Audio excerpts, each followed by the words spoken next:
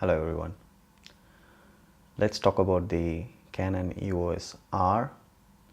It is the most internet's hated camera. Nobody wants to buy that one right now because it's a $2,200 camera and the lenses cost you twice that of the body, and it cannot do 4K 30 frames per second for the video.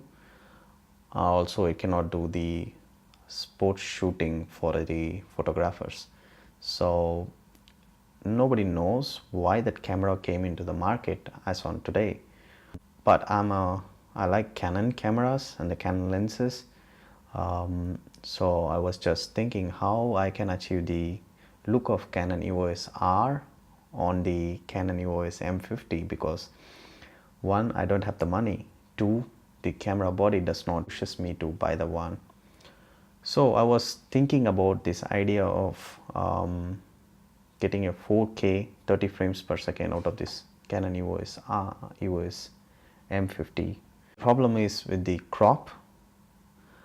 The crop factor in the EOS M50 is around 1.7, and if you put it into the 4K mode, it becomes 2.56, and if you add image stabilization, it goes wildly beyond 3. So if you are using 15mm, it becomes 45mm, and it's ridiculous crop. So I was thinking this idea of speed boosters and using them for using my prime lenses.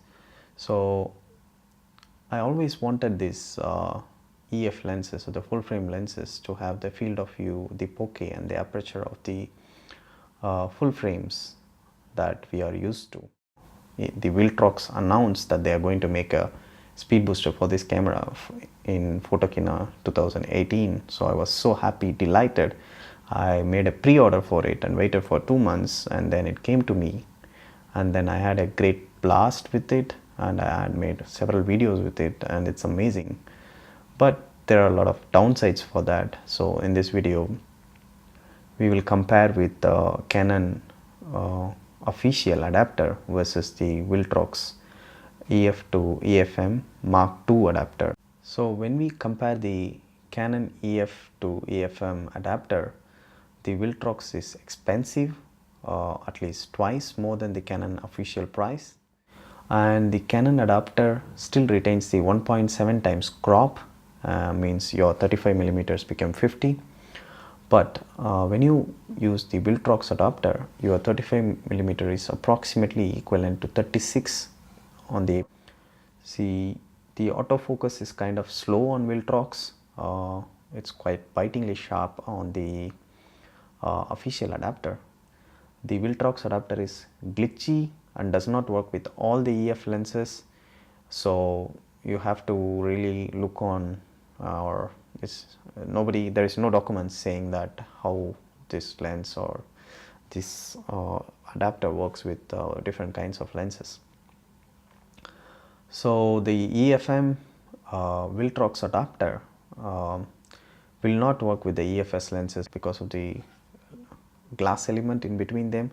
They would collide with this EFS lens, the back element. So it's only for the EF lenses. Don't try with your EFS lenses. You will damage both your lens and your focal reducer, and so you cannot use this with your Sigma 18 to 35 f1.8. No, we cannot use it. See, what is the advantages of this adapter? So as I said, this does not have any crop on your full frame lenses, so you can still shoot the 4K with the manual focus because the autofocus sucks. As I said to you, this adds the focal length, but also it adds one stop of light for your EF lenses. So essentially your 50mm f1.8 becomes 50 f1.2, and your 35mm f2 becomes 35 f1.4. This is the best thing that happened after buying this camera.